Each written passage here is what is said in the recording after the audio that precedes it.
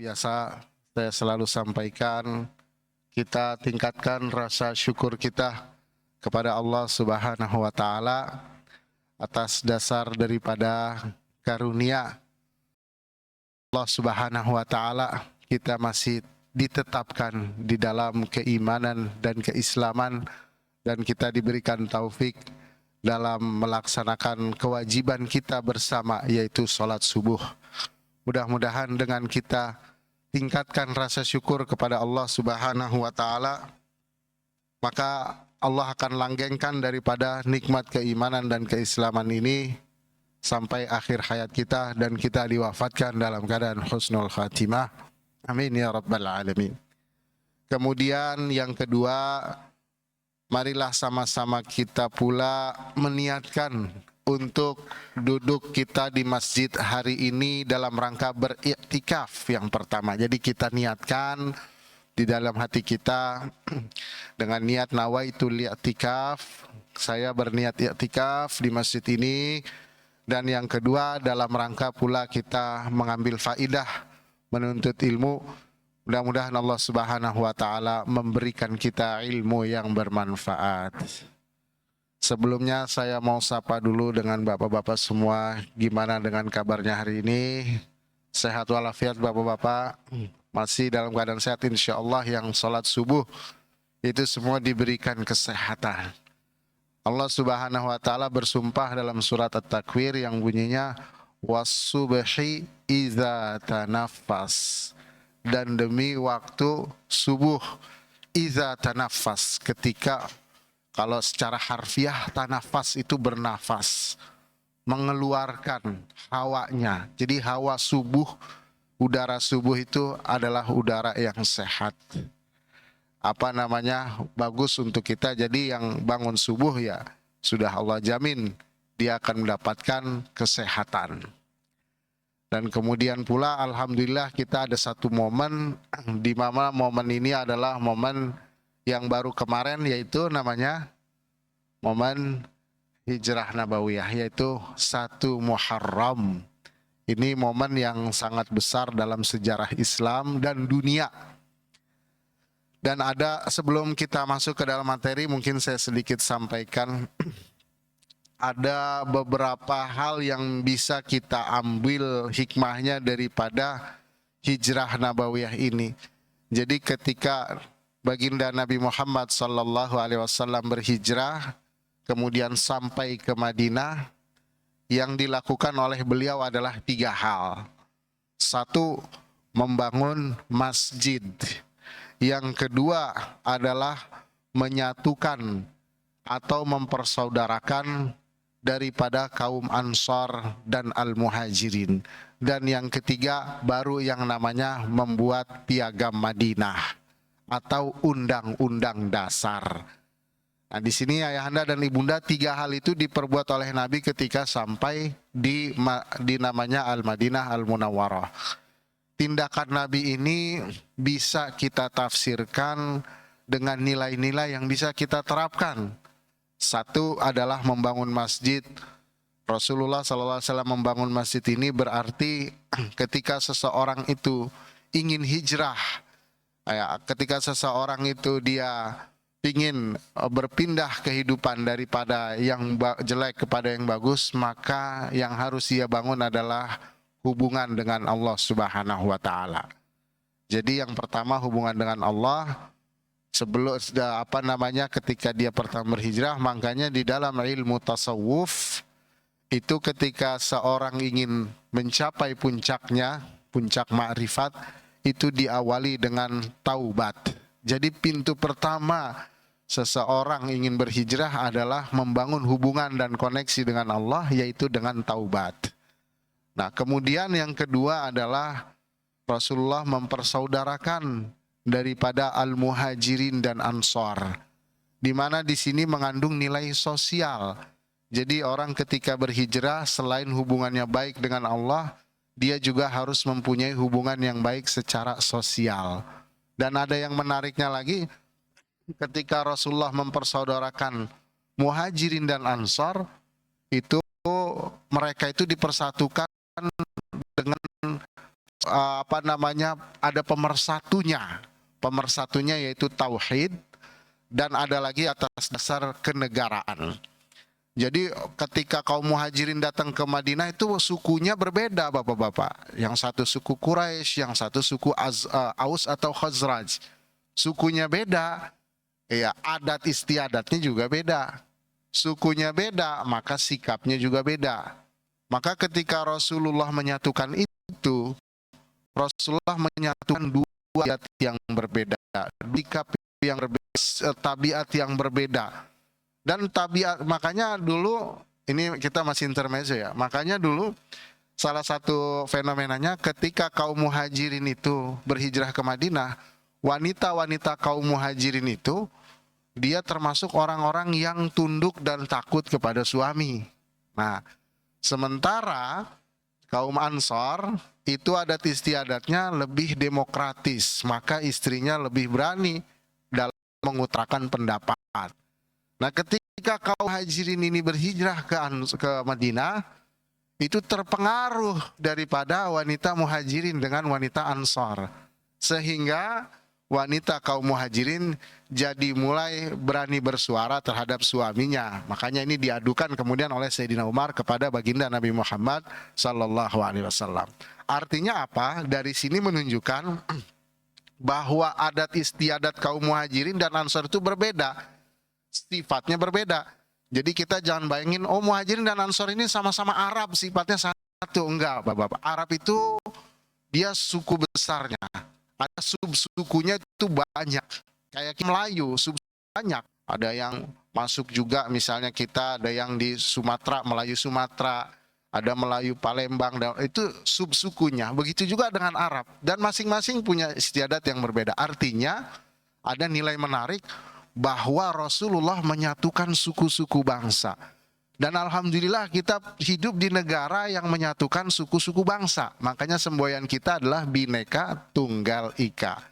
Jadi dasar negara kita itu ternyata sama dengan dasar negara yang ditetapkan oleh baginda Nabi Muhammad sallallahu alaihi wasallam. Dan sama kita juga dasar negaranya, yaitu Persatuan Indonesia. Nah, dulu Rasulullah juga mempersatukan.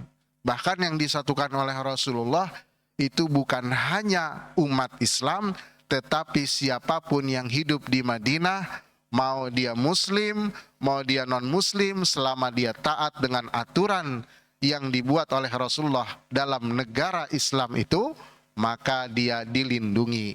Itulah, jadi alhamdulillah kita sebagai bangsa Indonesia sama spiritnya dengan spirit baginda Nabi Muhammad sallallahu alaihi wasallam. Dan yang ketiga, Rasulullah menerapkan undang-undang yang itu mengandung filosofi bahwasannya di dalam hubungan kita dengan Allah dan hubungan kita dengan sesama individu ada yang namanya aturan yang telah Allah buat, maka hendaknya kita menaatinya. Nah, itu nilai-nilai yang bisa kita ambil daripada hijrah nabawiyah. Sekilas ya Bapak-bapak, mudah-mudahan dengan momen hijrah ini kita juga bisa menjadi lebih baik lagi dari sebelumnya.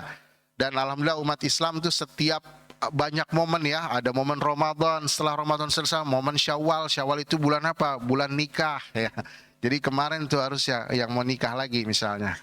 Kemudian masuk lagi apa? Zulqa'dah, bulan tenang. Masuk lagi Zulhijjah, dari Zulhijjah masuk lagi Muharram, Muharram masuk lagi Safar, Safar juga bulan nikah lagi. Jadi kalau ada yang disunahkan kita tuh nikah di 2 bulan itu, Syawal sama Safar. Ya, jadi kalau misalnya yang jomblo belum mau menikah, udah lewat bulan Syawal, nanti sunnah bulan Safar. Atau yang mau menikah lagi, ya udah Syawal udah lewat, Safar berarti nanti disunahkan. Kenapa demikian? Karena dulu di zaman jahiliyah itu menurut orang jahiliyah bulan Safar ini bulan sial, ya. Dibantah oleh baginda Nabi bahwasannya kesialan dan takdir buruk itu bergantung kepada Allah Subhanahu wa taala, tidak bergantung kepada waktu dan bulan tertentu. Nah, itulah yang bisa kita ambil maknanya. Mudah-mudahan bermanfaat buat kita semua, Anda dan Ibunda semua. Amin ya rabbal alamin. Sekarang kita masuk ke pembahasan kita, yaitu sekilas tentang mutasyabihat dan mengimaninya. Ini kita nggak asing ya Bapak-Bapak dengan kata-kata mutasyabihat. Mungkin nanti ada yang bisa dibuka surat Ali Imran ayat 7, di mana di situ bunyinya adalah a'udzubillahi minasyaitonirrajim. Huwallazi anzala 'alaikal kitaba minhu ayatun muhkamatun hunna ummul kitabi wa ukharu mutasyabihat. Jadi artinya dialah Allah yang telah menurunkan Alkitab, yaitu Al-Quran. Di dalam Al-Quran itu sebagiannya ada ayat muhkam dan sebagiannya ada ayat mutasyabih. Jadi di dalam surat Al-Imran ayat 7 telah dideklarasikan bahwa Al-Quran itu ada ayat muhkam, ada ayat mutasyabih. Nanti akan kita bahas apa sih yang disebut dengan ayat muhkam, apa yang disebut dengan ayat mutasyabih. Nah, sebelumnya ini kajian kita Ayahanda dan Ibunda pada pagi ini erat kaitannya dengan kajian sebelum bulan ini, yaitu tentang keimanan, kewajiban kita mengimani bahwa Allah Subhanahu wa Ta'ala bisa dilihat di surga. Jadi insya Allah kita semua min ahlil jannah, mudah-mudahan ya, min ahlil jannah, min ahlil firdaus bi ghairi hisab. Amin ya rabbal alamin. Ini yang aminin sedikit, saya nggak tahu nih mau masuk surga apa enggak ini. Mungkin lagi ngantuk kali ya. Jadi kita ngaminin doang, siapa tahu itu dengan amin tuh kita langsung masuk surga. Karena boleh jadi amal ibadah kita ini yang kita lakukan itu nggak ada apa-apanya di sisi Allah, karena mungkin ada riya, mungkin karena ada sum'ah. Tapi boleh jadi dengan amal soleh yang kecil Allah ridho, di situ Allah ampuni seluruh kekurangan kita. Makanya di sini kita jangan sampai meremehkan satu amalan walaupun cuma amin doang. Jadi mudah-mudahan yang tadi bilang amin masuk surga semuanya. Ya, udah jadi bangun lagi nih. Ya, jadi bapak-bapak ya. Baik bapak-bapak semuanya. Jadi kita wajib mengimani bahwa Allah dilihat di surga. Dan udah kita bahas detail gimana dilihatnya. Ya, intinya adalah kita melihat Allah tidak seperti melihat benda-benda yang ada di dunia.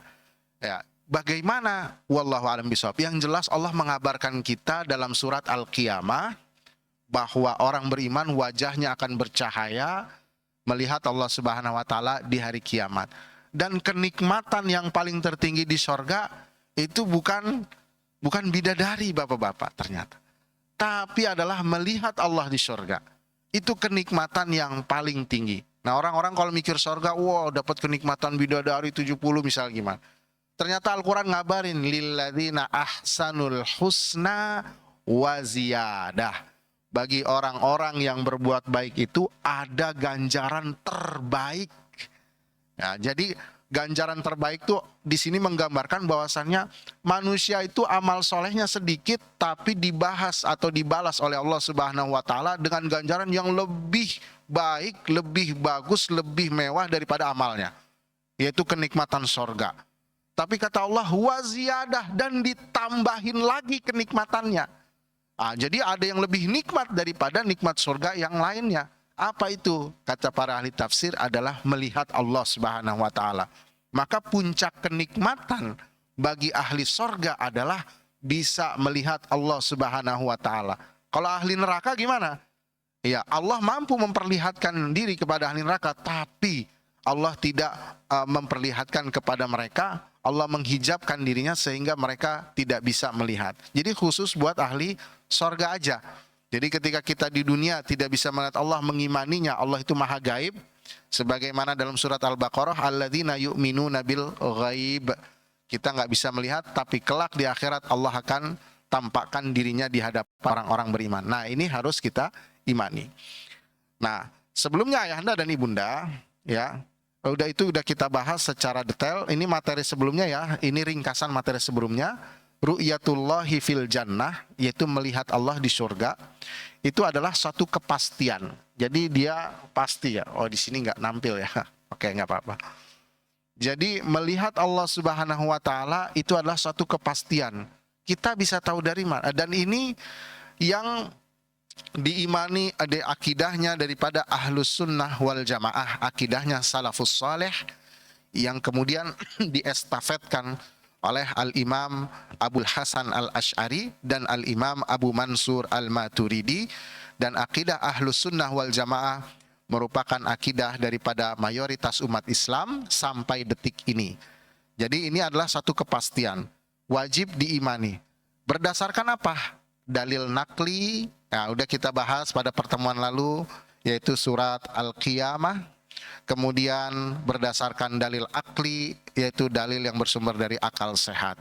Artinya akal sehat menetapkan tidaklah mustahil bahwa Allah Subhanahu wa taala bisa menampakkan dirinya. Cuman di akhirat. Kalau di dunia gimana Bapak-bapak? Kalau di dunia itu mustahil Allah Subhanahu wa taala memperlihatkan dirinya. Kenapa? Ini bukan secara akal, tapi secara dalil nakli, yaitu dalil syariat. Karena Nabi Musa alaihi salam ketika meminta Allah Subhanahu wa taala, Nabi Musa meminta ya bahwa arini anzur ilaika, kata Nabi Musa, ya Allah perlihatkanlah kepadaku, aku bisa melihatmu. Jadi Nabi Musa memohon kepada Allah untuk memperlihatkan diri. Artinya itu bukan sesuatu yang mustahil. Karena kalau sesuatu yang mustahil nggak mungkin Nabi Musa mohon kepada Allah. Dalam artian misalnya, ya Allah, misalnya ciptakanlah sekutu bagimu, itu mustahil. Nggak mungkin Nabi Musa memohon kepada Allah sesuatu yang mustahil terjadi. Jadi ketika Nabi Musa minta kepada Allah, perlihatkanlah dirimu ya Allah, berarti adalah satu kemungkinan secara akal, boleh aja Allah menampakkan dirinya di dunia.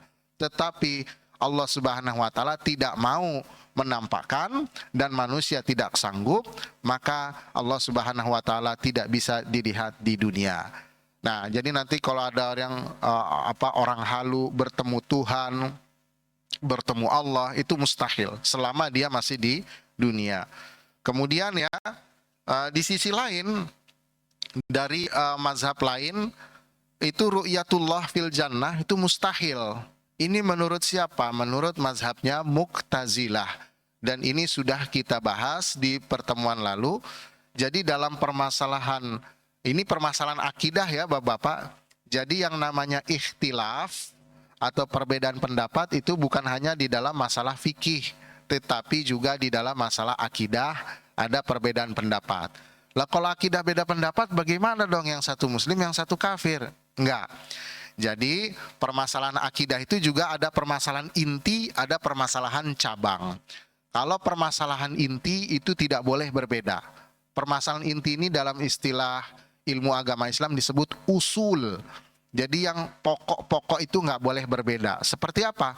Allah Maha Esa, Allah Maha Berkuasa, kemudian Nabi Muhammad Nabi terakhir, kemudian surga dan neraka itu ada, surga dan neraka itu kekal. Itu permasalahan pokok, nggak boleh seluruh umat Islam berbeda. Jadi Bapak-bapak kalau permasalahan pokok apapun golongannya, mau apapun organisasinya, mau NU, mau Muhammadiyah, mau Persis, mau Al-Irsyad, ya apapun golongannya, mau Jamaah Tabligh, mau dia Sufi, mau dia Salafi, mau dia apapun itu pasti semua sama. Jadi tidak boleh ada yang berbeda dalam masalah pokok akidah, semuanya sama. Tapi masalah cabang dari akidah, nah ini yang nanti ada perbedaan. Misalnya apa? Misalnya permasalahan ini nih, Allah bisa dilihat di sorga. Ini permasalahan cabang. Nah kalau permasalahan cabang itu tidak boleh kita saling mengkafirkan. Nah ini bahaya nih kalau kita saling mengkafirkan. Nah ini kaum Mu'tazilah, dia kata mereka mustahil Allah Subhanahu wa taala bisa dilihat di sorga. Kata Mu'tazilah, ini mazhab yang baru, mazhab yang bid'ah, yang tidak pernah diutarakan oleh para salafus soleh, yang tidak pernah dipegang oleh para tabi'in. Jadi ini mazhab baru. Mereka mengatakan bahwasannya mustahil. Nah mereka tahu dari mana? Apakah tanpa dalil? Oh enggak Pak, Mu'tazilah itu bukan sekte Islam yang ecek-ecek. Dia banyak mengeluarkan ulama-ulama besar. Ya, banyak mengeluarkan ahli-ahli tafsir besar, banyak berkontribusi terhadap khazanah Islam, banyak berkontribusi dalam dunia Islam, dalam dunia bahasa Arab. Misalnya Al-Imam Az-Zamakhsyari, itu Masya Allah Bapak-Bapak, Imam Zamakhsyari itu walaupun Mu'tazilah, tapi tafsirnya itu mampu menafsirkan Al-Quran, mengeluarkan rahasia-rahasia Al-Quran dari segi sastranya, sehingga kalau kita baca itu tafsir, kita akan mengetahui mustahil Al-Quran itu buatan Muhammad. Itu karyanya siapa itu tafsir? Karyanya Zamakhsyari, tapi dia Mu'tazilah.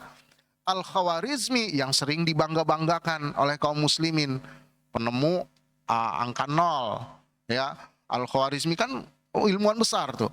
Itu golongannya Mu'tazilah. Makanya kita sesama umat Islam nggak boleh mengkafirkan dalam permasalahan cabang, permasalahan yang bukan pokok. Jadi Mu'tazilah kafir nggak? Enggak. Mereka kaum muslimin, tapi mereka salah dalam menafsirkan, dan mereka bukan daripada golongan Ahlus Sunnah wal Jamaah.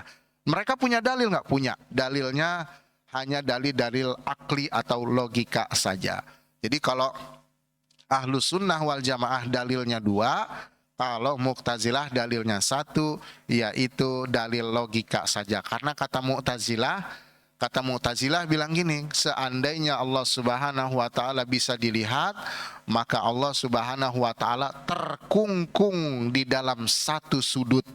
Ketika terkungkung di dalam satu sudut, maka dia membutuhkan sesuatu itu. Jadi misalnya Bapak-bapak, saya kan melihat handphone nih. Kan kalau nggak di depan, kalau nggak di samping, kalau nggak di atas, kalau nggak di bawah, kalau nggak di belakang. Berarti dia harus menempati satu sisi. Nah, artinya handphone ini membutuhkan tempat untuk dia dilihat. Kalau kita katakan Allah Subhanahu wa taala bisa dilihat, kata Mu'tazilah nih, bukan kata kita, berarti Allah membutuhkan tempat untuk bisa dilihat. Dan ini mustahil karena ayatnya Allahus Shomad. Allah itu tidak butuh kepada segala sesuatu. Nah, tapi dibantah oleh kaum Mu'tazilah bahwasannya melihat Allah Subhanahu wa taala berbeda ya daripada melihat makhluknya. Kalau melihat makhluknya, yang namanya makhluk butuh tempat. Tapi Allah Subhanahu wa taala tidak butuh seperti makhluknya. Itu dibantah oleh Ahlus Sunnah wal Jamaah. Jadi kalau ditanya bagaimana nanti melihat Allah di sorga, kita nggak mengetahui bagaimana akan terjadinya, cuman kita wajib mengimani itu akan terjadi. Dan yang harus diketahui, tidak semua sesuatu yang dilihat itu harus sama hukumnya seperti benda-benda di dunia. Itu dalil Ahlus Sunnah wal Jamaah. Baik Bapak-bapak, saya kira ini sudah dapat ya poinnya. Jadi poin kita daripada pembahasan bulan lalu adalah tentang ini. Intinya kita jadi wajib mengimani nggak? Wajib mengimani Allah Subhanahu wa taala bisa dilihat di sorga, dan dalil Ahlus Sunnah wal Jamaah atau argumentasinya jauh lebih kuat daripada argumentasi Mu'tazilah. Maka kesimpulannya adalah suatu kepastian kalau Allah Subhanahu wa taala bisa dilihat di sorga. Nah, kemudian di sini kita mau membahas mutasyabih dan muhkam. Kenapa demikian? Karena ayat tentang bisa Allah dilihat di sorga itu masuk kategorinya mutasyabih. Ya, sekarang apa definisi mutasyabih? Muhkam adalah ayat-ayat yang mengandung satu makna yang pasti, seperti ayat-ayat tentang keharusan sholat. Jadi Bapak-bapak, ketika ada ayat Al-Quran itu nggak ada tafsiran lain, maka ayatnya disebut muhkam. Misalnya adalah aqimus sholah. Nah, artinya apa tuh? Kalau diartikan apa itu artinya? Dirikanlah sholat. Nah, itu perintah tentang apa tuh? Tentang kita melakukan sholat. Ada arti lain nggak? Nggak ada, artinya cuma satu. Maka orang yang mengingkari makna dari ayat muhkam ini bisa kufur Bapak-bapak. Bisa kafir, keluar dari agama Islam. Misalnya ada orang bilang, sholat itu nggak wajib misalnya. Sementara Al-Quran bilang aqimus sholah. Maknanya cuma satu, dirikan sholat. Berarti dia udah kafir. Sama juga orang yang mengingkari kalau sholat itu 5 waktu. Ini pernah ada nih, ya, seorang dosen dari satu universitas terkenal masuk TV. Dan dia ngomong, oh enggak, sholat tuh enggak ada 5 waktu, cuma pagi dan petang. Karena ayatnya apa namanya, wasabbihuhu bukrotan wa asila. Jadi pagi dan petang. Nah sementara Al-Quran udah jelas, inna sholata kanat alal mu'minina kitaban mauquta, bahwa sholat itu pada waktu tertentu dan dijelaskan oleh Nabi 5 waktu. Maka ini nggak boleh diingkari, ini ayatnya muhkam. Yang mengingkari ayat muhkam, mengingkari maknanya, dia bisa menjadi kafir. Itu ayat muhkam, jadi cuma satu Pak maknanya. Misalnya apalagi, misalnya wabil walidaini ihsana, dan dengan kedua orang tua berbuatlah ihsan. Itu cuma satu pemakna, kita diperintahin buat berbuat baik sama kedua orang tua. Ini ayat muhkam. Kalau mutasyabih berarti dia ayat ini mengandung kemungkinan lebih daripada satu makna. Ini salah satu definisinya dalam kitab Al-Itqan fi Ulumil Quran. Jadi ketika ada banyak makna memungkinkan makna yang lain, maka dia dinamakan ayatnya mutasyabih. Jadi bisa dibilang multitafsir, ya multitafsir. Nah sekarang kenapa saya pernah di Twitter ya Bapak-bapak, saya kan di Twitter itu ngikutin juga Twitter akun-akun yang bukan akun yang soleh doang gitu. Jadi akun-akun yang buruk juga saya ikutin. Kayak misalnya ateis, itu saya ikutin. Kenapa? Karena saya pengen tahu gaya pemikiran orang ateis itu gimana gitu. Jadi nggak bisa kita itu membantah mereka kalau kita nggak tahu cara berpikir mereka itu gimana gitu. Makanya dulu sahabat Rasulullah namanya Abu Hudzaifah pernah bilang, dulu sahabat Rasulullah tuh nanya kepada Rasulullah tentang perkara-perkara yang baik.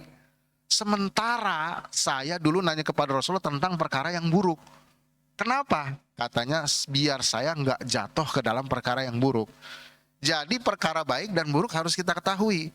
Agar apa? Perkara buruk ini biar kita nggak jatuh ke situ.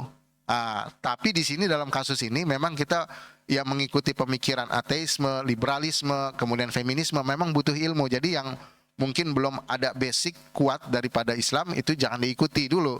Tapi kita harus mengetahui di sisi lain bagaimana cara mereka berpikir. Nah kata orang ateis ini, ya kenapa Tuhan itu menurunkan ayat-ayat yang multitafsir?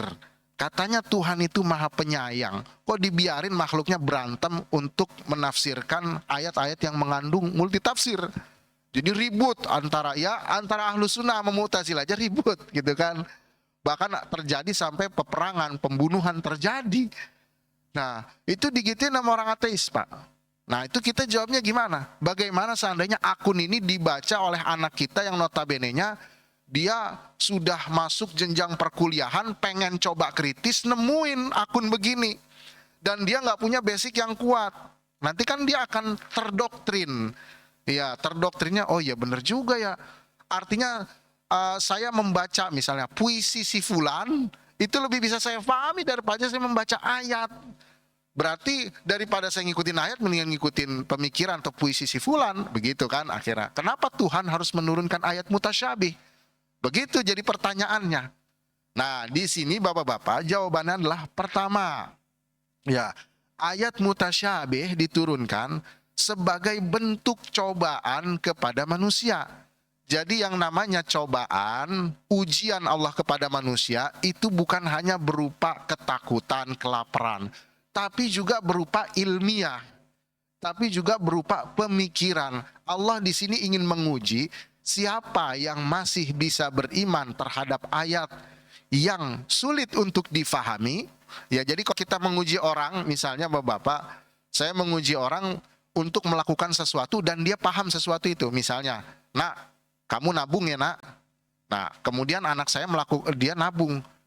Karena dia tahu kalau nabung ini akan bermanfaat buat dia. Maka dia belum teruji kepatuhannya sama saya. Karena dia udah tahu apa yang saya perintahin itu bagus. Tapi kalau saya mengujinya dengan sesuatu yang belum dia pahami dan dia mau melakukan, itu benar-benar orang tersebut emang taat sama saya. Misalnya, nak, kamu coba lari-lari keliling lapangan 5 kali pas jam 12 siang. Dia keliling lari 12 kali. Kan dia mikirnya, ngapain lari keliling 12 kali? Siang-siang panas, saya jadi hitam, keringetan. Dia belum paham apa maksudnya saya nyuruh dia lari 12 kali lapangan siang bolong. Tapi dia mau melakukan, itu benar-benar orangnya taat sama saya. Nah, jadi dia itu melakukan sesuatu emang pengen taat. Begitu juga Allah Subhanahu wa taala ketika memerintahkan dan mengabarkan sesuatu, ada sesuatu yang bisa langsung difahami, ada yang sesuatu itu memang butuh pemikiran dan kadang-kadang sulit difahami untuk menguji manusia apakah masih tetap akan patuh terhadap Allah atau dia malah akan melenceng. Makanya diturunkan ayat yang namanya mutasyabih sebagai bentuk ujian kepada manusia. Nah, bentuk ujian kepada orang yang beriman. Allah berhak menguji hambanya dengan apapun. Salah satunya dengan ayat mutasyabih.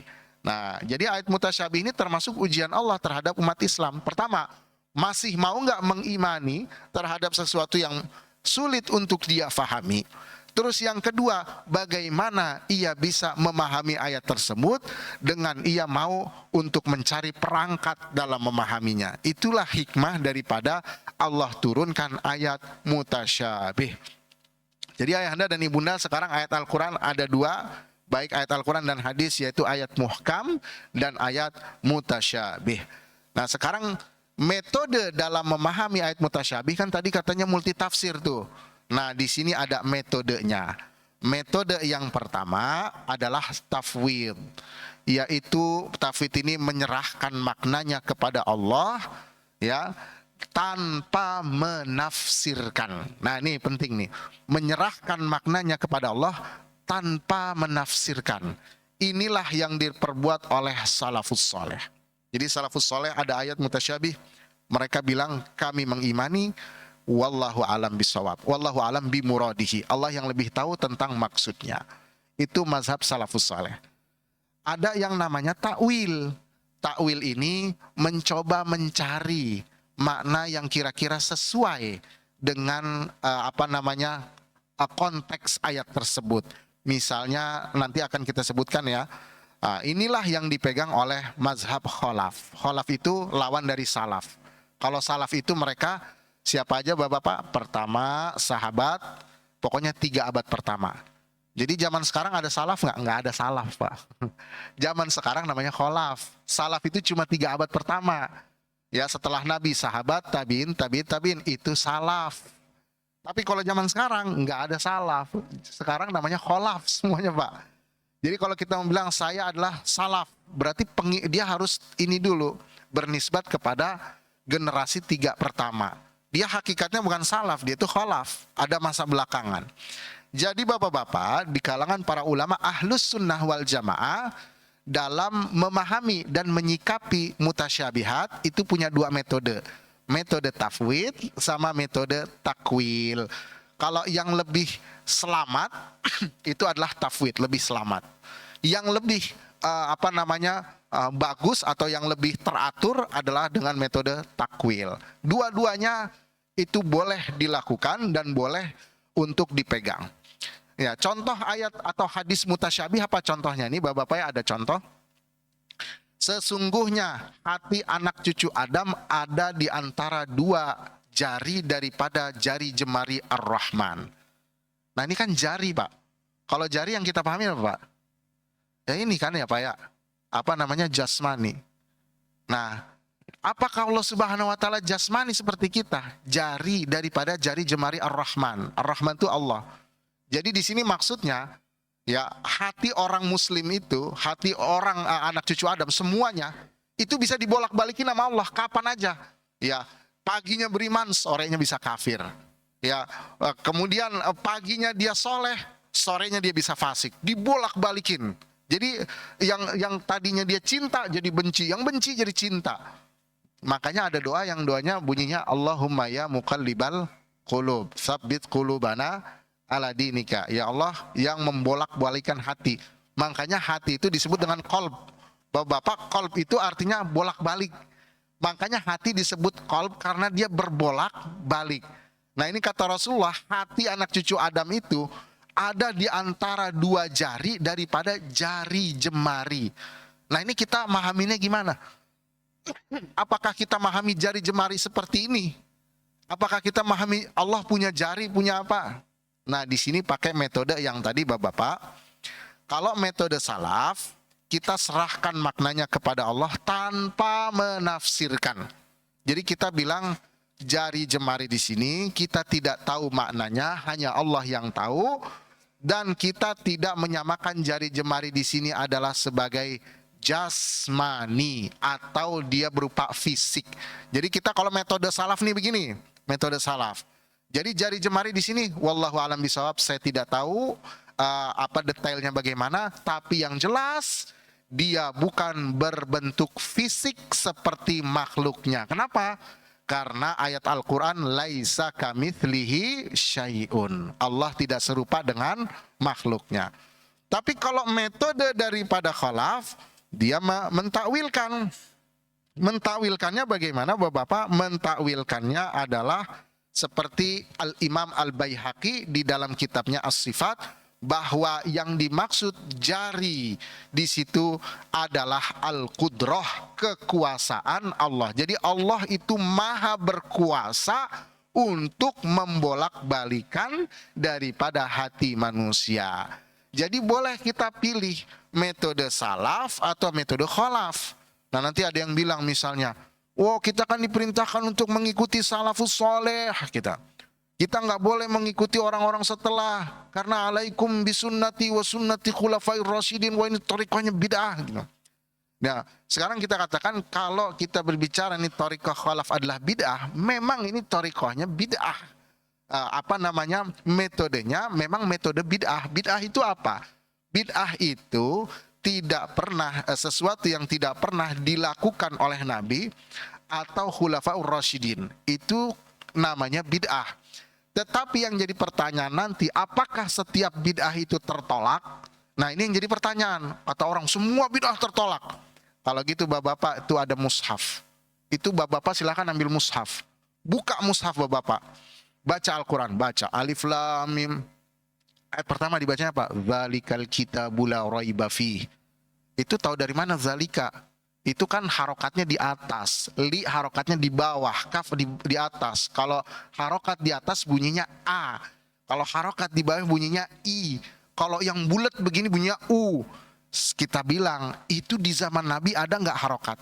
Nggak ada Bapak-bapak. Harokat itu nggak ada di zaman Nabi. Di zaman Khulafaur Rasyidin nggak ada harokat. Bahkan nggak ada beda antara ba, ta, sa, itu nggak ada titik Bapak-bapak. Ditulis begini aja. Kalau misalnya berarti saya katakan yang namanya harokat itu bid'ah bukan? Ya bid'ah. Makanya kalau kita mengatakan bid'ah itu semua-muanya ditolak, maka baca Al-Quran jangan ada harokat. Baca Al-Quran jangan ada titik. Kira-kira bisa nggak Bapak? Ya silakan, saya tantang. Ada tuh manuskrip Al-Quran tertua tuh ada. Itu nggak ada Pak titiknya, coba aja googling. Manuskrip tertua Al-Quran zaman Sayyidina Utsman itu ada di Turki, dipelihara oleh Turki Utsmani. Lihat di situ ada harokatnya nggak? Nggak ada. Itu yang ditulis oleh Sayyidina Utsman. Kalau misalnya kita mau, ya kita mengatakan semua bid'ah tertolak, ya udah baca Al-Qurannya kayak gitu. Ya bingung deh kan, mana ba, mana ta, mana sa. Akhirnya dia terpaksa, ya udah titikin dah, berarti dia udah berbuat bid'ah. Ya udah harokatin dah, udah dia berbuat bid'ah yang kedua. Halamanin dah Al-Qurannya, berbuat bid'ah yang ketiga. Warnain dah ayat Al-Qurannya, berbuat bid'ah yang keempat. Tambahin alis dah kalau 6 harokat. Yang kelima, tambah apa lagi? Terjemahan dah ke-6. Tafsiran dah ke-7. Berarti di dalam mushaf itu kira-kira ada lebih daripada 7 bid'ah Bapak-bapak. Berarti mushaf yang di sini buang Pak semua Pak, ganti sama yang nggak ada harokatnya. Repot Bapak-bapak. Makanya di sini orang yang dia tidak mau membagi bid'ah yang bisa diterima dan tidak bisa diterima, dia akan kerepotan sendiri. Nanti akan cari jalan sendiri. Oh ini kan bid'ah dalam agama, bid'ah dalam dunia boleh. Saya tanya, mengharokatkan Al-Quran itu urusan agama apa urusan dunia? Urusan agama, ya berarti juga bid'ah nih, nggak boleh. Repot. Makanya para ulama membagi bid'ah, ada yang bisa diterima, ada yang tidak bisa diterima. Kalau bid'ah yang bisa diterima sesuai yang dari hadis Aisyah, bahwa yang bertentangan dengan pokok agama itu bid'ah yang ditolak. Ya, yang berkaitan dengan pokok agama bid'ahnya bisa diterima. Salah satunya apa? Menjaga Al-Quran. Kata Allah, kami menjaga Al-Quran. Inna nahnu nazzalna dzikra wa inna lahu lahafizun. Kami jaga Al-Quran. Salah satu bentuk penjagaannya mengharokatkan. Begitu juga dengan cara kita menjaga akidah, biar kita tidak terjatuh kepada akidah yang salah. Maka ditempuhlah cara yang namanya takwil. Tapi bapak-bapak, takwil itu tidak sembarangan. Jadi takwil ini ada syaratnya. Kemudian misalnya salah satu syaratnya adalah tidak boleh ada takwil yang jauh daripada makna.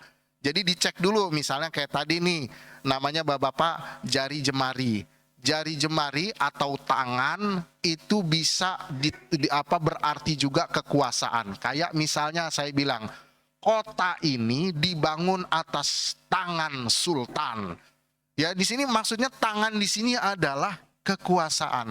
Artinya yang namanya tangan bisa berarti kekuasaan.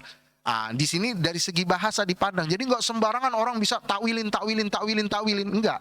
Ada syaratnya, dan itu kalau dibahas lumayan panjang syarat-syarat daripada takwil. Yang intinya bapak-bapak, torikoh daripada kholaf ini memang terhitung torikoh yang baru atau metode yang baru, tetapi bisa diterima karena mereka berdasarkan dalil. Yang pertama dalil dari segi bahasa, yang kedua dalil agar manusia tidak salah dalam memahami hadis yang mutasyabih atau ayat mutasyabih. Jadi nanti ada orang ada di antara dua jari jemari, otaknya kepikiran jari begini Pak. Nah itu kan bahaya. Jadi dia menganggap ini hati, misalnya nauzubillah ya, ini hati manusia, ini jari Allah misalnya, nauzubillah ini seandainya. Terus dibalik-balikin begini. Itu bayangan yang salah. Makanya biar tidak salah, kata para ulama, ditakwilkan. Apa takwilnya? Yaitu kekuasaan. Tetapi para ulama nggak ada yang bilang maknanya adalah kekuasaan, itu mana yang pasti? Tidak ada. Jadi itu hanyalah agar manusia tidak salah memahami. Nah ini contoh hadis pertama. Contoh hadis kedua, ya ini hadis riwayat Bukhari, neraka jahanam kelak akan berkata, apakah ada tambahan lagi? Jadi dimasukin seluruh manusia, dimasukin. Kata neraka jahanam, ada lagi nggak? Ada lagi nggak ya Allah? Terus kemudian sampai Allah meletakkan kakinya. Nah itu kan hadisnya begitu Pak. Kakinya. Jadi kalau orang ngebayangin kaki, berarti Allah naruh kakinya, brut. Kemudian neraka jahanam bilang cukup, kepenuhan gitu. Nah ini kan hadis mutasyabih. Kalau kita pakai thoriqoh salaf, metode salaf, kita bilang wallahu a'lam bimuradihi, Allah yang tahu maksudnya, tetapi kaki di sini bukan berupa fisik seperti manusia. Itu metode salaf. Jadi lebih simpel. Tapi kalau kholaf, yang dimaksud kaki di sini, kata metode kholaf, bahwa kaki di sini maksudnya adalah Allah menurunkan seluruh penduduk neraka. Jadi ketika Allah memasukkan penduduk neraka 1, 2, 3, 4 sampai juta-jutaan, kata neraka jahanam, mana lagi ya Allah, mana lagi, sampai penuh semuanya. Kata neraka jahanam cukup, udah nggak muat. Maksudnya seperti itu kalau ditakwilkan. Ini dua metodenya boleh digunakan, cuman bapak-bapak nanti kalau menemukan hadis-hadis atau ayat model begini, boleh thoriqoh salaf, boleh thoriqoh kholaf, tetapi kita harus pakai rujukan. Nggak bisa kita sendiri-sendiri gitu. Karena kita notabene-nya bukanlah seorang ahli. Nah itulah yang berkaitan dengan ayat mutasyabih dan muhkam. Sekarang kita baca sedikit dari kitab At-Tahawiyah yang berkaitan dengan mutasyabih. Jadi qala al-muallifu rahimahullahu ta'ala, ya penulis berkata, faman rama ilma ma hudhira anhu ilmuhu, siapa yang ingin mendapatkan pengetahuan tentang sesuatu yang tidak diberikan kesempatan untuk diketahui. Nah, artinya bapak-bapak, ilmu kita ini terbatas. Jadi kita jangan sampai punya anggapan kita ini bisa mengetahui segala sesuatu. Kata Al-Imam At-Tahawi, ada sesuatu itu yang manusia itu nggak bisa sampai ke situ. Salah satunya tentang mutasyabih. Jadi hakikat sebenarnya gimana? Wallahu a'lam bimuradihi. Allah yang lebih tahu. Kalau kita pengen terus kita gali, ya hajabahu maramuhu, maka keinginannya akan menjadi hijab dalam bertauhid. Maksudnya gimana? Jadi dia cari apa artinya, misalnya ya kayak tadi, ini misalkan aja. oh jari jemari dia cari, dia pengen tahu hakikat sebenarnya. Lama-lama dia akan menyimpang dari tauhid, lama-lama dia akan tidak bertauhid, lama-lama justru dia akan jauh daripada tauhid. Maka kata Al-Imam At-Tahawi, lebih baik dia taslim. Taslim itu menyerahkan maknanya kepada Allah Subhanahu wa taala. Ini Al-Imam At-Tahawi menggunakan metode salaf, menggunakan metode yang digunakan oleh sahabat, tabi'in dan seterusnya. Tetapi Imam At-Tahawi tidak mengingkari ada metode takwil kecuali seperti yang diperbuat oleh Mu'tazilah di kalimat selanjutnya. Jadi saya dari kalimat ini Bapak-bapak teringat ada ungkapan daripada Abu Dzar yang diriwayatkan dari Rasulullah. Kata dalam hadisnya disebutkan, berfikirlah tentang ciptaan Allah dan jangan berfikir tentang Allah, niscaya kalian akan hancur. Jadi kita ini cuma mengetahui tentang Allah, Allah Maha Ada, Maha berkuasa, Maha berkehendak, ya kehendaknya itu mutlak dan seterusnya, cuma sampai di situ saja. Detail-detailnya sampai hakikatnya manusia nggak bakalan bisa. Yang bisa kita ketahui adalah makhluk-makhluknya Allah, tentang anatomi manusia, tentang kelautan, tentang pergunungan, tentang udara. Semua kita bisa mengetahui hakikatnya. Dan dengan berpikir tentang makhluk Allah, maka kita akan semakin takut dan merasakan tentang kekuasaan Allah. Maka kata Rasulullah SAW, tafakkaru, berfikirlah tentang ciptaan Allah, wala tafakkaru fillah, dan jangan berfikir tentang Allah. Kenapa? Karena manusia nggak bakalan sanggup, dan Nabi Muhammad saja itu tidak diberikan sampai bagaimana hakikat zat Allah diketahuinya, itu tidak sampai seperti itu. Cuma sampai Allah Subhanahu Nabi Muhammad dipanggil Allah, Mi'raj, bertemu dengan Allah, tidak sampai di situ. Dan ini wasiat dari baginda Nabi Muhammad. Artinya Bapak-bapak, yang harus kita pahami, kita ini sebagai orang beriman hanya dituntut untuk mengimani Allah Subhanahu wa taala dengan dalil atau argumen-argumen. Allah Maha Ada, Maha berkuasa, mustahil Allah itu tidak ada, pasti ada, pasti berkuasa, pasti berkehendak dan seterusnya. Sampai di situ saja. Setelah itu kita baru membahas tentang ciptaan Allah Subhanahu wa taala. Ini batas ilmu manusia. Makanya kemarin pada pertemuan bulan lalu itu dibahas bahwa ada ayat yang menyatakan seandainya lautan ini dijadikan tinta, ya ini surat Luqman. Kemudian batang pohon dijadikan sebagai pena. Kemudian batang pohon ini menulis, menyelupkan tinta yaitu berupa lautan untuk menulis tentang keagungan Allah, ilmu Allah. Dan ini nggak akan pernah habis ilmu Allah Subhanahu wa taala. Artinya kita memikirkan tentang ciptaan Allah aja itu nggak bakalan ada habisnya. Nah, kalau ciptaan Allah aja nggak habis kita bicarakan, nggak habis kita pikirkan, bagaimana tentang zatnya yang lebih besar daripada ciptaannya. Nah, itulah yang bisa disampaikan. Kesimpulannya adalah Bapak-bapak, pertama, pada perkara mutasyabihat hanyalah Allah yang tahu makna sesungguhnya, ya. Kemudian yang kedua, bagi orang beriman ada dua metode dalam menyikapi daripada ayat mutasyabihat, yaitu tafwid ataupun takwil. Nah, inilah inti pelajaran daripada kita tentang pelajaran akidah. Mudah-mudahan bisa menambah khazanah keislaman kita dan mudah-mudahan bisa menjadi bermanfaat buat kita semua. Amin ya rabbal alamin. Baik Bapak-bapak, sebelum ditutup seperti biasa, apakah ada pertanyaan? Silakan. Waalaikumsalam warahmatullahi wabarakatuh.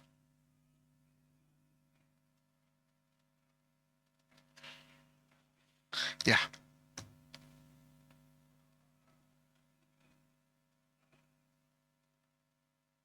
Oh ya, betul. Ya. Ya. Di antara yang mentakwilkan ya? Iya. Penakwil ini. Oke. Kalau ditanya, jadi jadi kalau misalnya kita pakai metode takwil tadi, apakah ada kemungkinan yang satu misalnya mentakwilkan sebagai kuasa, yang satu mentakwilkan yang lain? Itu kira-kira ada perbedaan pendapatnya? Dalam realitanya bukan sebenarnya bukan perbedaan pendapat, tapi lebih kepada enggak, kan kalau perbedaan pendapat dia kontradiksi. Nah, bukan kontradiksi. Jadi nanti misalnya yadullah fauqa aidihim. Misalnya tangan Allah di atas tangan mereka. Tangan di sini, atau misalnya ayat yang Yahudi bilang yadullahi maghlulah ghullat aidihim wa qalatil yahudu yadullahil maghlulah ghullat aidihim. Orang Yahudi berkata tangan Allah itu terkunci. Kemudian kata Al-Quran enggak, tangan Allah itu terbentang. Nah, di sini kita misalnya mentakwilkan. Nah, mentakwilkannya apa nih? Pertama gini, Bapak-bapak, biar kita tahu, para ulama lihat. Metodenya pertama gini, yad atau tangan itu secara bahasa, secara biasanya hakikatnya digunakan pada apa? Oh, pada fisik. Ini makna yang hakiki. Kemudian makna majazinya apa? Makna majazinya ada banyak banget. Ada kuasa, ada berinfak, memberi, maksud berinfak itu memberi. Ada lagi misalnya kepercayaan, kan ada banyak tuh. Nah, makna yang banyak ini ya, itu untuk makna majazi ini, untuk menafsirkan ayat tadi, pakai yang mana? Nah, para ulama melihat pakai pada yang paling dekat dengan konteks ayat tersebut. Oh, konteks ayat tersebut lagi berbicara tentang infak, memberi. Jadi kata orang Yahudi, Allah itu enggak memberi. Tapi kata Al-Quran, Allah itu tangannya terbentang. Oh, ini konteksnya lagi pada tentang pemberian. Berarti yang dimaksud yad, tangan di sini adalah maksudnya Allah bisa memberi. Jadi memberi. Nah, ada nggak nanti ulama lain tiba-tiba, oh maksudnya adalah kuasa.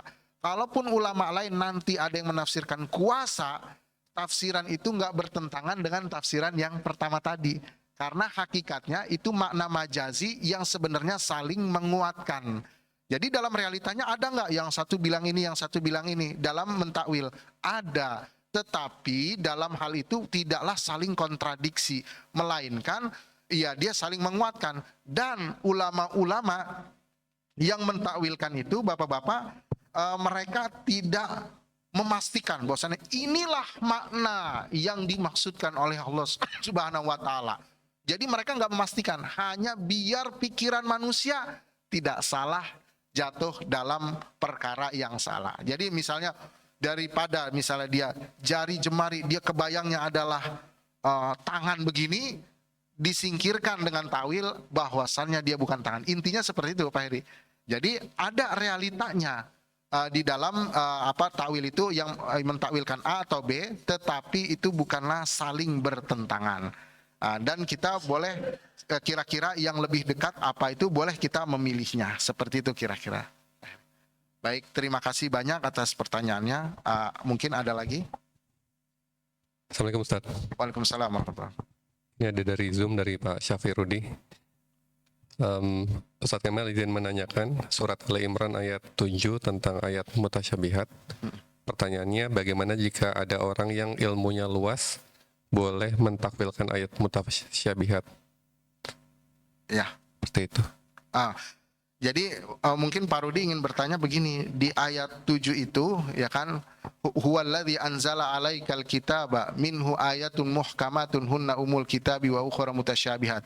Fa ammal ladzina fi qulubihim zayghun fayattabi'una minhu ma tasyabaha minhu ibtigha'al fitnati wa ibtigha'a ta'wili wa ma ya'lamu ta'wilahu illallah. Sebenarnya redaksi itu yang ingin ditanya oleh Pak Rudi. Jadi dalam ayat itu redaksinya bunyinya gini, dan tidaklah mengetahui takwilan ayat mutasyabih kecuali Allah. Nah, sementara ada orang mentakwilkan. Tadi kan kata ayatnya yang tahu takwilnya cuma Allah. Berarti kita orang manusia ini nggak boleh mentakwilkan. Redaksi ayatnya begitu.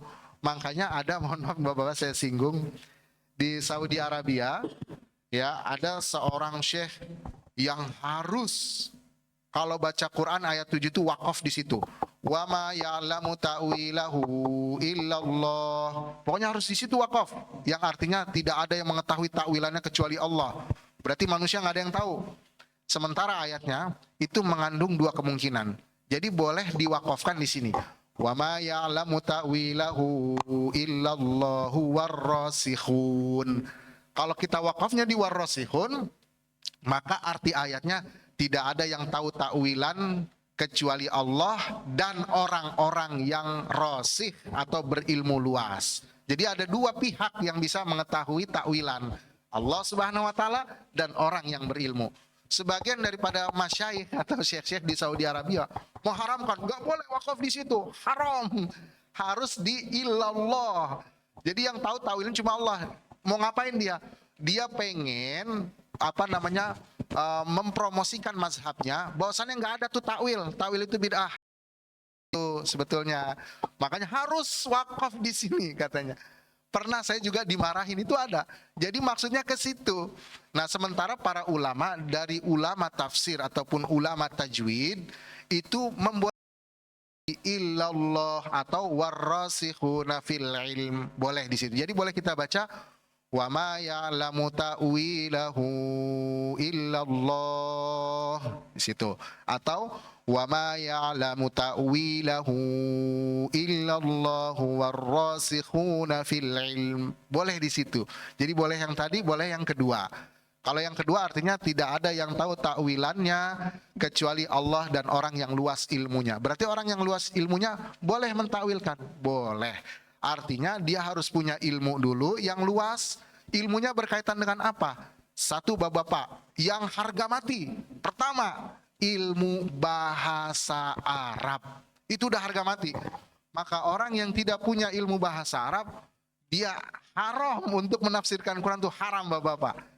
Itu udah nggak boleh, Bapak-bapak. Dari terjemahan gimana? Dari terjemahan itu tidak menjadi perangkat buat dia bisa menafsirkan Quran. Ada beberapa kata yang sulit diterjemahkan ke dalam bahasa ini, maksudnya sulit nih, padanannya nggak ada. Misalnya Bapak-bapak, sobir dan halim. Kalau sobir itu dia menahan diri, ya secara umum. Kalau halim menahan diri dari marah. Orang mampu menahan diri dari marah, dia nggak marah, halim. Nah, kalau terjemahan dalam bahasa Indonesia apa? Sabar. Wah.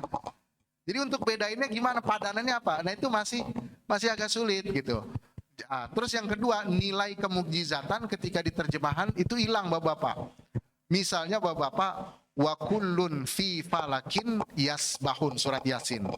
Kullun fi falakin yasbahun. Sampai di sini aja Bapak. Kullun fi falakin. Nanti surat Yasin lihat ya. Kata-kata kullun fi falakin, 3 kata. Itu kalau dari kanan ke kiri, kiri ke kanan sama, Pak. Kan kullun fi falakin, kaf, lam, fi, ya, fa, la, ka. Ya, itu kalau ditukar dari kiri ke kanan sama, ka, la, sama juga, Pak. Nah, itu kan kalau kita terjemahkan ke dalam bahasa Indonesia hilang, Pak, mukjizatnya. Nah, makanya orang yang mau menafsirkan Al-Qur'an, harga matinya dia harus bisa bukan bisa bahasa Arab, mengetahui atau pandai dalam ilmu bahasa Arab.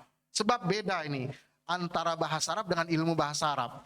Kalau bahasa Arab itu yang sehari-hari kita, misalnya kaifa haluk, min aina anta, ya anta jita min aina, terus ma mihnatuka, itu bahasa Arab. Nah, orang yang bisa bahasa Arab belum tentu dia memahami ilmu bahasa Arab.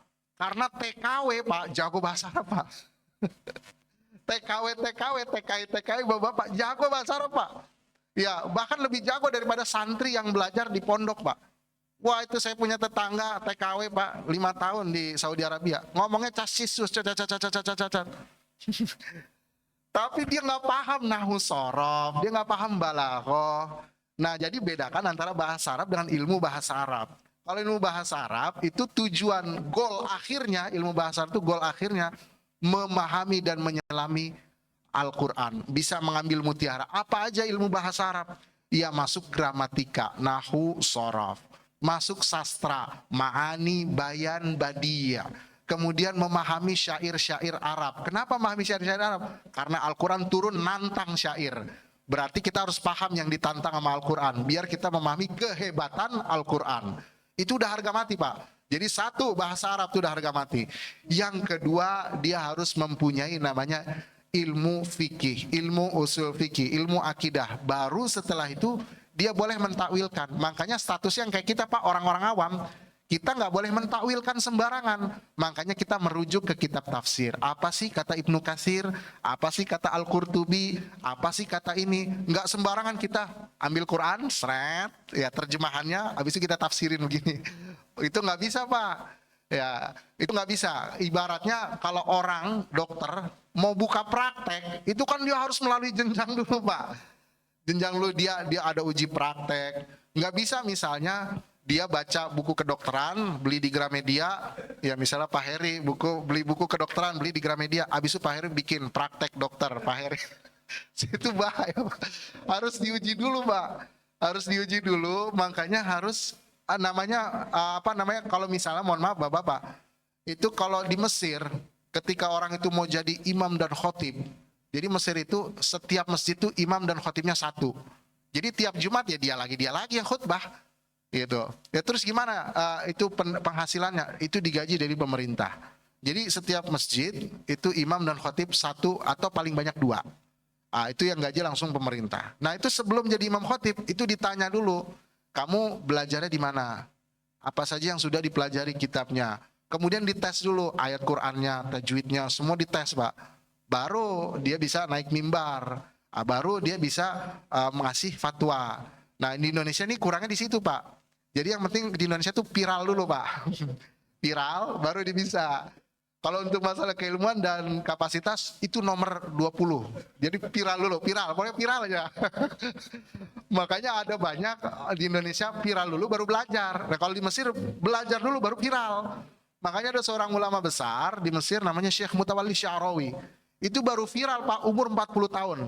Dan beliau sebelum 40 tahun itu nggak ada yang kenal, Pak. Kenapa? Dimatengin dulu, matengin, sudah matang baru di viral, Pak.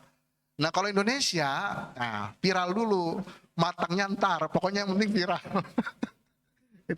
Makanya di Indonesia penghargaan itu berdasarkan keviralan, bukan berdasarkan keilmuan. Nah itu PR kita, Pak. Jadi orang yang punya ilmunya itu boleh untuk mentakwilkan, kita yang belum punya itu harus merujuk daripada orang yang punya kapasitas dalam hal ini. Seperti itu kira-kira Pak Agung, mudah-mudahan bisa diterima oleh Pak Rudi. Apakah ada lagi, Bu? Oh ya, silakan.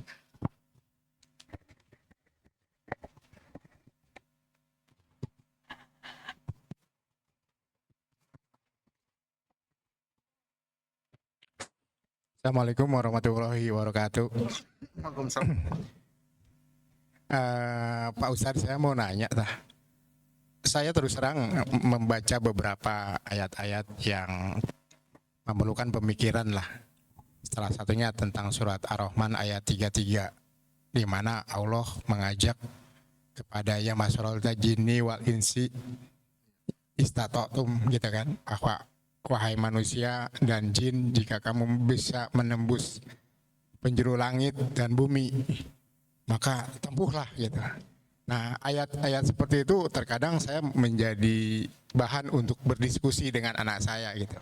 Karena saya pengen mengajak cara berpikir anak saya, bagaimana dia menerima satu ayat seperti itu yang memerlukan pemikiran. Mungkin juga itu termasuk salah satu ayat yang bersifat mutasabihat. Nah, apakah kita untuk di internal saya tidak bicara terhadap di luar ya, Mas. Karena sepemahaman saya zamannya Abbasiyah itu demikian maju pada zaman itu. Karena mereka pada zaman itu ada keberanian untuk mencampurkan, gitu. Ya, menasimilasi antara ilmu agama dengan ilmu pengetahuan umum, sains. Ya. Nah, otomatis pada zaman itu banyak penemu-penemu besar pada zaman Abbasiyah. Nah, saya ingin merangsang anak saya untuk berpikir jauh lebih maju daripada ayahnya, gitu, tadi.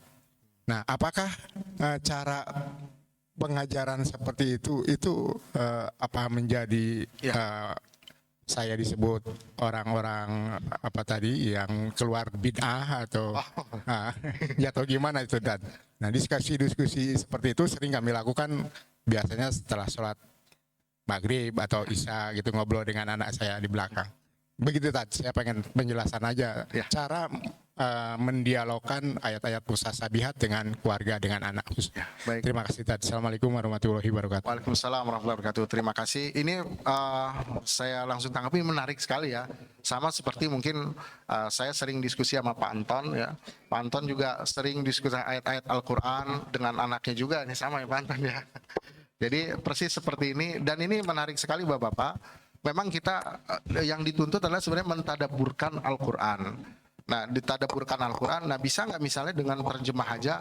Kalau dengan terjemah aja ya bisa, cuman kan dalam koridor masih cetek gitu Pak. Nah, kalau misalnya kita nggak bisa bahasa Arab, ya kita merujuk kepada terjemahan-terjemahan tafsir, alhamdulillah sekarang udah banyak. Jadi harus dibarengi dengan tafsiran Pak. Jangan sampai kita menafsirkan sendiri kalau kita belum punya perangkat. Jadi caranya gimana? Ya belilah tafsir-tafsir sekarang, alhamdulillah sudah mudah gitu. Banyak yang terjemahan Ibnu Katsir, Al-Qurtubi, bahkan Al-Qurtubi yang panjang, bahkan Mafatihul Ghaib punyanya Ar-Razi, ada terjemahannya kan sekarang. Jadi beli tafsirnya, dan nanti kalau kita mau mentadabburkan dibarengi dengan membaca tafsirnya. Apa sih yang dimaksud ayat ini? Jangan sampai mentah gitu ayatnya, misalnya bercerita tentang tentang misalnya hukum atau sains, terus kita mentah, kita telaah begitu aja. Kadang-kadang ada beberapa yang luput dari kita. Jadi kita butuh bantuan. Bantuannya apa? Yaitu kitab tafsir. Nah, untuk metode diskusi seperti itu Bapak-bapak, ini pernah dilakukan dan memang lumrah di zaman Abbasiyah begitu Bapak-bapak. Seperti ini, memang seperti ini.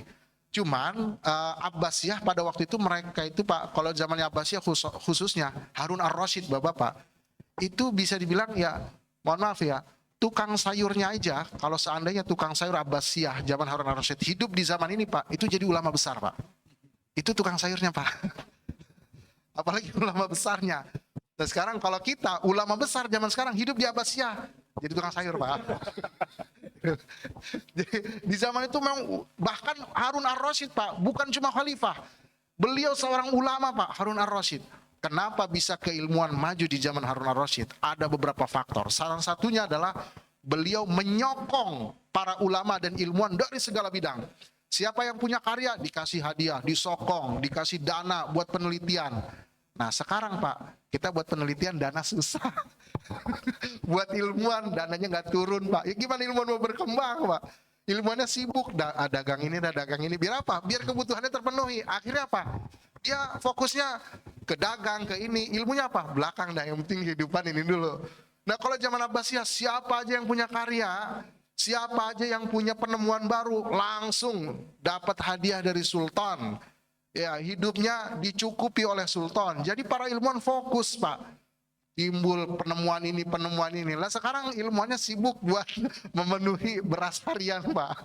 Jadinya pusing dia. Waduh, buat ini belum ya, buat ini ilmunya habis dah situ. Nah, itu jadi kenapa di zaman Abbasiyah itu maju. Jadi salah satu sultannya sangat menghargai daripada para ulama. Yang kedua, memang metodenya metode diskusi kita dieksplor.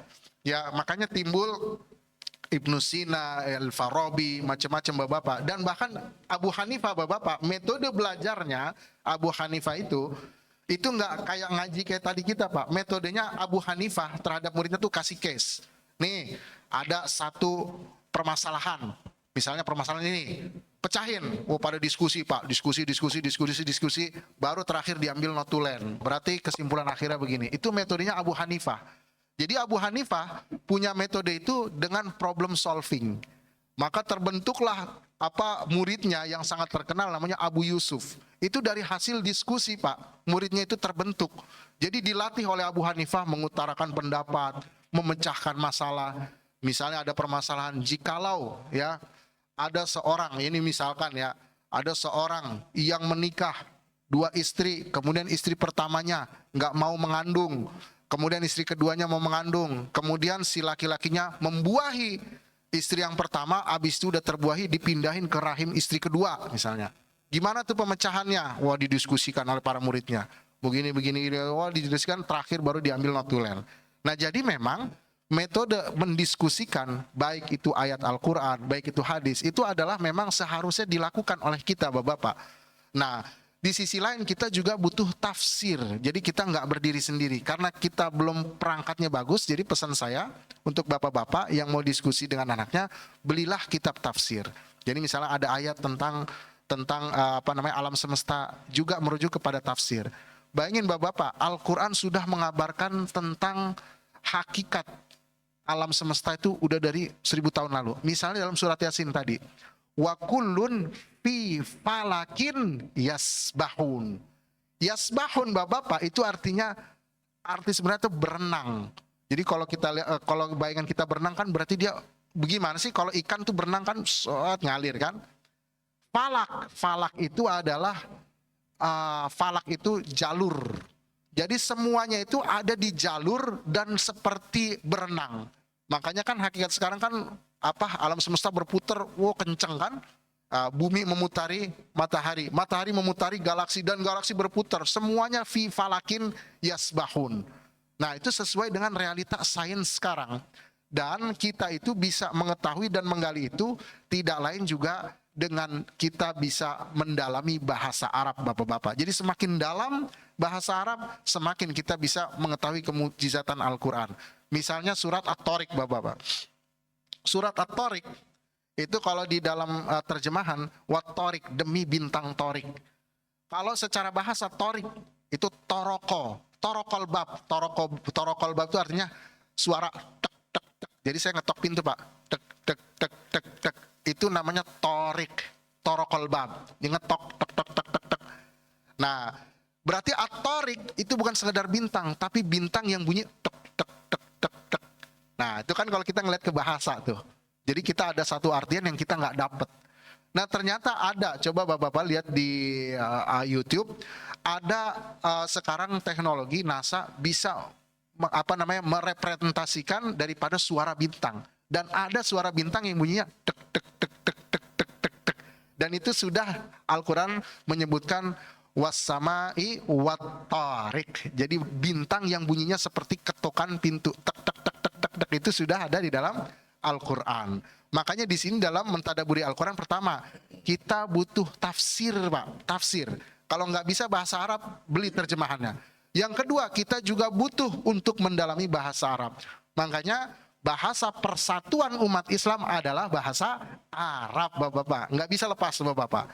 Jadi kita yang mengaku sebagai muslim taat, dia pengen bisa Al-Quran, harus belajar bahasa Arab. Nanti bisa sama saya, Pak, ya. Oke, ada lagi bapak-bapak? Ya, nggak ada lagi? Oke, nggak ada lagi. Oh ya, saya lupa tadi. Alhamdulillah hari ini ada kawan saya juga dari Al-Azhar menghadiri di sini. Saya terima kasih kepada Ustadz Fathur Raji. Ini beliau seorang ustadz terkenal, bapak-bapak. Dan sudah rela mendengarkan duduk di sini. Terima kasih, ahlan wa sahlan Ustadz Fathur Raji. Beliau seorang ustadz yang aktif di BSD, bapak-bapak. Dan ini saya baru ketemu hari ini saya kasih penghargaan kalau udah hadir di sini, bapak. Jadi mudah-mudahan kita semua jadi ajang silaturahmi dan kita semua bisa mendapatkan keberkahan dan ilmu yang bermanfaat. Amin ya rabbal alamin. Baik bapak-bapak, terima kasih atas segala perhatiannya. Yang benar dari Allah, yang salah dari saya sendiri. Wa minallahi taufiq. Wassalamualaikum warahmatullahi wabarakatuh.